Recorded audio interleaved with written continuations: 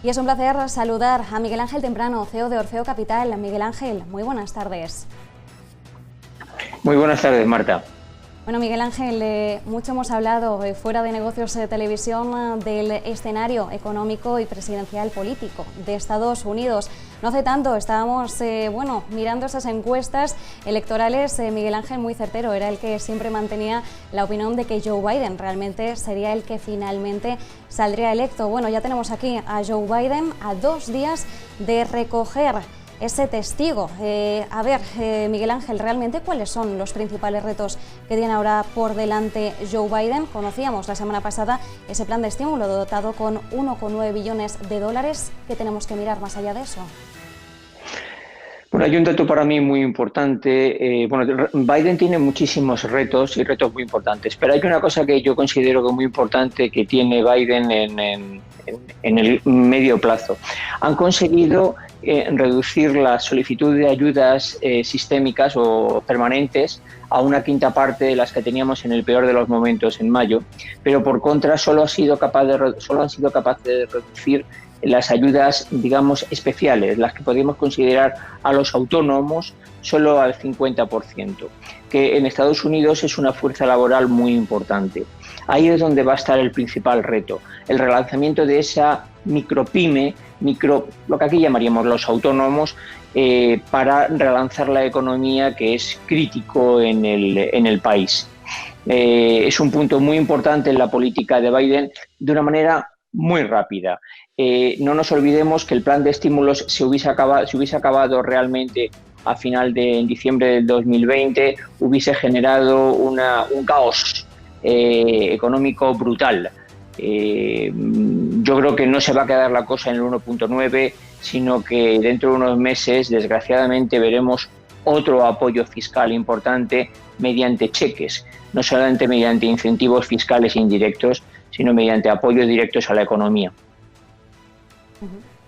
Y Miguel Ángel, estamos viendo en estos primeros pasos que está dando Joe Biden ahora mismo al frente de la presidencia de Estados Unidos, sin todavía haber tomado el cargo, pero sí estamos viendo que sus intenciones son de alguna forma tergiversar o revocar cualquier tipo de daño que hubiera podido realizar Donald Trump. ¿Va a tener éxito en ese cometido? Yo estoy convencido. Todos los que me han seguido durante estos últimos años, yo definía a Trump como un accidente de la historia. Yo, independientemente de que tengo una ideología económica, yo soy un liberal en todos los aspectos, inclusive una ideología política, yo soy un liberal. Nunca he sido ni de derechas ni de izquierdas. Me han gustado políticos como Ronald Reagan o como Tony Blair o como Bill Clinton o Margaret Thatcher. Es decir, no me caracterizo por eso, sino me caracterizo por seguir a los verdaderos líderes. Y Joe Biden creo que es uno de ellos. Creo que Trump ha sido una locura para este mundo, no solamente para los americanos, y se ha visto al final que, desgraciadamente, quien le seguía eran los locos de la colina, los grandes locos de la colina. Desgraciadamente hay más de lo que nos puede parecer allí, aquí y en otras partes, ¿no? Pero Biden es un líder.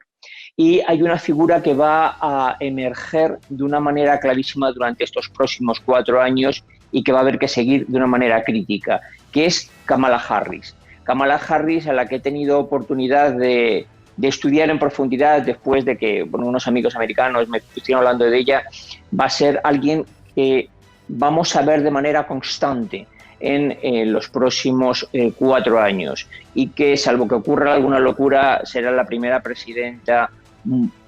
presidente mujer que vamos a tener en la historia de los Estados Unidos. Pero bueno, en cualquier caso, tiene retos críticos y creo que los va a revertir, muchos de ellos, de una manera muy clara. Su política va a estar muy, muy concentrada en infraestructuras medioambientales. Yo siempre he defendido que el problema del COVID no solamente es que haya un virus que toca de vez en cuando, sino que nos ha tocado muy desprotegidos. ¿Y qué significa muy desprotegidos? El clima está muy mal. Nos estamos cargando el planeta. Y eso no es que haga que nazcan más bichos, sino simplemente que nuestras defensas están mucho peor. Necesitamos mejorar el planeta de una manera clara.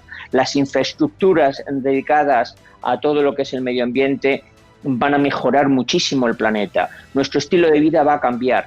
Y todo eso lo va a empezar a demostrar Biden en los primeros 20 días. No solamente la vuelta al Tratado de París, no solamente la vuelta a la Organización Mundial de la Salud, sino que todo aquello relacionado con el medio ambiente, además de con las personas. Yo creo que lo primero que va a hacer no va a ser abrir la puerta, como mucha gente se cree, a la inmigración. Eso sería una llamada a la inmigración ilegal que no va a querer. Quien yo creo que se va a ver muy claramente beneficiados son los que han llamado los Dreamers, es decir, toda una serie de población, mucha de ella muy buena, mucha de ella muy inteligente y muy formada, que está en una situación muy irregular en Estados Unidos y que es una masa gris que no pueden desperdiciar los americanos. Ese tipo de personas se van a ver beneficiadas. Son políticas que vamos a ver de una manera muy clara. Y además, algo también muy importante, hay que revertir o que va a revertir claramente todos los que son los aliados, los europeos, Corea del Sur, toda una serie de países que se han visto negativamente afectadas por las políticas de Trump.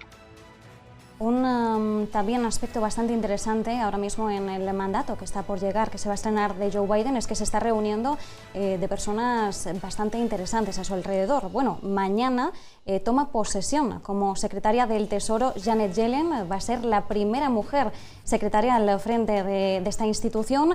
A Yellen, bueno, realmente tenemos un recuerdo muy cercano, muy próximo, porque fue la anterior presidenta de la Reserva Federal de Estados Unidos, antes de Jerome Powell, y la recordamos como una figura coherente, bastante paloma en sus decisiones, también muy continuista, por así decirlo. ¿Qué tenemos que mirar ahora próximamente en esta figura de Janet Yellen, ya no como presidenta de la Reserva Federal, sino como secretaria del Tesoro de Estados Unidos? Permíteme que haga un inciso. Se está rodeando de grandísimas figuras. Se está rodeando de gente muy buena, con mucha experiencia. Todos personajes conocidos. Ahora voy a hablar de Yellen, pero es que no nos olvidemos. El fiscal general del Estado va a ser por primera vez en la historia un juez, el juez Garland, que intentó, bueno, se lo cargaron durante la época de Obama porque lo habían presentado para ser miembro del Tribunal Supremo y se lo cargaron los republicanos en eso. El que sea Yellen la figura que va a dirigir la política monetaria es crítica en un momento donde estamos viviendo una expansión cuantitativa sin control desde hace no 10 meses, sino 11 años. Va a ser la primera figura que va a estar al frente del Tesoro con una experiencia, en primer lugar, de lo que es tener que fabricar esa expansión cuantitativa tan crítica que hemos llevado a cabo.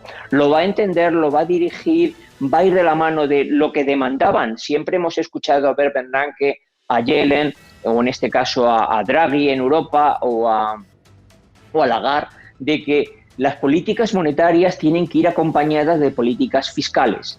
Ahora, quien lo demandaba tiene la capacidad de llevarlo a cabo. Me parece crítico.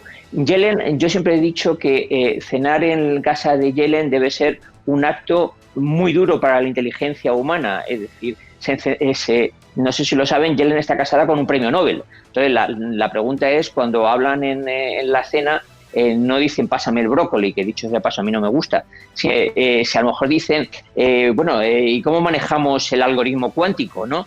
Pero bueno, una persona extremadamente inteligente, con muchísima experiencia, con un conocimiento profundísimo de qué es lo que necesitan. El equipo de Biden, no quiero pecar de optimista, me parece que es perfecto para una situación como la que tenemos en medio. George Akerlof es el Premio Nobel de Economía, marido de Janet Yellen, a quien, por cierto, Miguel Ángel, ya que estamos, tuve el honor de entrevistar allá por el año 2016. Y en esa entrevista le pedíamos alguna receta para reducir la tasa de desempleo en España. En aquel momento Janet Yellen estaba en posesión de la presidencia de la Reserva Federal de Estados Unidos. Y efectivamente, cenar con estos dos personajes tiene que ser una enjundia mental complicada, porque son personas muy interesantes y de gran inteligencia y también astucia. Miguel Ángel, ya por centrarnos también un poco, porque aparte de CEO de Orfeo Capital, también eres biólogo. Entonces, en muchas ocasiones hemos aprovechado también esta especialidad para hablar un poquito de cómo está la crisis pandémica, de cómo estamos evolucionando en todo este aspecto de la crisis sanitaria. Estamos intentando de alguna forma ahondar ahora mismo en la posibilidad de conseguir esa inmunidad de rebaño. ¿Hasta qué punto es una meta alcanzable? Estamos mirando a la vacuna y esa vacunación como un catalizador clave para la economía mundial. Vamos a ver, vamos por partes. El problema de las vacunas, particularmente de las vacunas, de todos los medicamentos ocurre, pero particularmente de las vacunas es más crítico, es que solo se saben las cosas según pasa el tiempo. Es decir, no sabemos realmente qué es el tiempo que va a durar la inmunidad hasta que no pase el tiempo. Yo, de hecho, ya digo una cosa, yo pienso, en lugar de gastarme el dinero en ir al cine, cada X tiempo nos haremos en casa todos unos test serológicos para ir midiéndonos cómo estamos de anticuerpos. Fíjense qué detalle tan importante es el que no se saben realmente las cosas. Se ha conseguido algo importantísimo y estoy convencido además que el próximo premio Nobel de Medicina será la húngara que descubrió en su momento, hace más de 20 años, las vacunas basadas en el RNA mensajero modificado, que son en las que están basadas, yo creo, que el futuro de las vacunas. Igual que los medicamentos futuros están basados en los anticuerpos monoclonales, que esperemos que encuentren uno que funcione. Desgraciadamente el de Lilly no funcionó adecuadamente, pero yo espero que funcione alguno de los que están haciendo, entre ellos los de Merck, los de Amgen o los de AstraZeneca inclusive. Entonces, manejar que es el 70% es una especulación científica y en ciencia la especulación no funciona. Sobre todo porque estamos basándonos en que el 70% es una inmunidad de rebaño si estamos suficientemente bien repartidos. Un pequeño detalle, la inmunidad de rebaño en el sarampión está en el 98%, que realmente es decir, todo el mundo está vacunado. Por lo tanto, no lo sabemos. Esa es la primera cosa. Yo tengo que decir con pena, y tú, Marta, me has escuchado, que he calculado los tiempos de cuándo iban a estar las vacunas y no me he equivocado. Y no me equivoco no porque yo sea muy inteligente o muy listo, sino porque he aprendido que lo más importante es el manejo de los datos y que cuando manejas los datos de una manera exhaustiva llegas normalmente a unas ideas bastante claras. Pero, desgraciadamente, lo que yo no calculaba es que íbamos a ser inútiles de vacunar a la gente.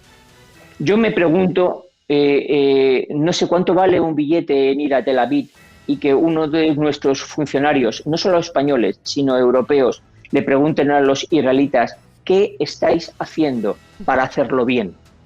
Si los israelitas que tienen un sistema sanitario público tan bueno o mejor que el nuestro están vacunando en coches, están vacunando en carpas, ¿por qué no lo hacemos aquí? ¿Por qué no somos capaces? Entonces, esto para mí es el esquema que ha destrozado todo lo que está ocurriendo. Los israelitas lo están haciendo lo mejor que se puede hacer. Bueno, pues copiémosles, por favor, hagamos lo mismo. Se está hablando de que no se puede vacunar. Yo soy una persona muy especial, yo me pongo todas las inyecciones, desde hace muchísimos años, inclusive las intramusculares, estas que te pones un pedazo de aguja en el glúteo. Pero yo no digo que gente como yo vacune, pero todo estudiante de toda carrera sanitaria, de primero a quinto de carrera, le enseñas a vacunar en 5 minutos. Pongamos y dejemos a todos nuestros enfermeros, médicos, que se dediquen a preocuparse del cáncer, de cualquier otras enfermedades. Vacunemos donde sea necesario. No quiero ser yo el experto que diga lo que hay que hacer. Vayámonos a Israel y que veamos qué están haciendo. Así lo conseguiremos. Pero es que yo veo que esa idea, no sé, parece demasiado complicada para entender. Tienen que ser los centros de salud, tienen que ser las enfermeras, tiene que... Por favor, esto es una guerra contra un enemigo oculto. Y cuando tenemos enemigos ocultos utilizamos todo tipo de artillería, hasta piedras. Tenemos muchísimo sanitario o potencial futuro sanitario capaz de vacunar. Somos un país del primer mundo. Tenemos una barbaridad de recursos. Empleémoslas. Si no, nuestra economía sufrirá. Ahora nos tenemos que confinar. En los modelos matemáticos que ha hecho el CDC de Minnesota, el presidente del CDC de Minnesota, que es uno del equipo asesor de Biden en el tema del COVID, ha dicho que de acuerdo a sus modelos matemáticos, la variante inglesa se va a imponer, igual que se impuso el cangrejo americano al cangrejo español, en España ocurrió en 2 años, se va a imponer en marzo.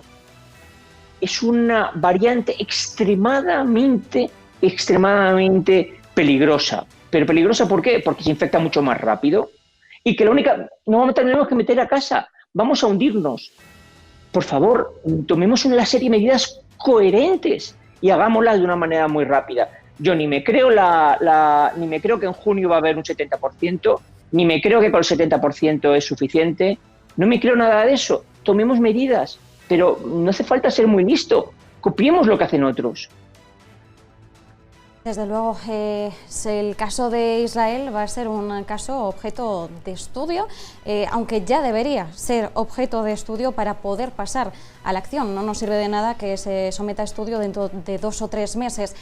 Más allá de esta cuestión, Miguel Ángel, me gustaría también aprovechar la ocasión para hacer un poco una previsión de lo que podemos esperar ahora mismo, que ya ha dado el pistoletazo de salida a esa temporada de resultados empresariales en Estados Unidos. El viernes de la semana pasada ya teníamos algunos bancos. Esta semana vamos a conocer los resultados de Bank of America, de Goldman Sachs, de Morgan Stanley y también de la primera de las FANG, que va a ser Netflix. ¿Qué podemos esperar de esta temporada de resultados que van a cerrar un año, el 2020, tan atípico?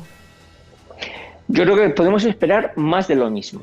Y cuando digo más de lo mismo, el otro día un medio de comunicación me preguntaba a unos colegas y decían que este va a ser el año de la economía. Y yo decía que no, que este año va a ser el año malo. Que no esperemos, por lo menos los españoles, una recuperación hasta el 23 y el resto del mundo hasta el 22. Y desgraciadamente se va a posponer todo y bastante. Entonces yo creo que los resultados primero, el que abre nuestra temporada, que siempre son JP Morgan, no van a ser unos grandes resultados, pero fundamentalmente porque las grandes compañías, fíjense qué detalle, el 73% de las compañías que se han hundido son las pequeñas. ¿Y por qué? Pues porque las grandes tienen mayor capacidad de crédito. ¿Y qué significa eso? No que vayan mejor, sino que los grandes bancos, la deuda es tan grande que es patada a seguir, renovación. Al que no se nos renuevan es al pequeño. Por lo tanto, no hay que esperar más de lo que hemos visto en el último trimestre. Pues hombre, la cosa no será el caos que vimos en el segundo trimestre del año anterior, pero no va a ser ni muchísimo menos lo que se esperaba, ni muchísimo menos lo que los políticos de medio mundo nos dicen. Vamos a tener unos resultados empresariales mediocres o pobres, pero por contra yo creo que los mercados, muy lejos de ir y recogerlos de una manera negativa, a lo mejor hasta lo recogen bien. Pues porque yo el otro día escuchábamos a Powell, y se lo dice Powell, yo no tengo nada más que decir, que decía que no, que entendía que las valoraciones a las que se estaban pagando las empresas, que estaban ajustadas y que estaban bien, pues ya no hay nada más que hablar. Si lo ha dicho él, yo ya me pliego y digo, pues ya será verdad. Pero los resultados no espero que sean buenos y creo que no va a ser buenos durante todo este año.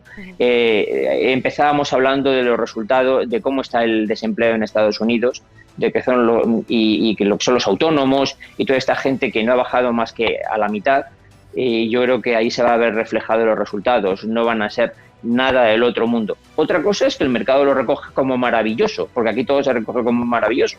Bueno, pues sumámonos a la ola. Y es debido a que hay dinero a expuertas.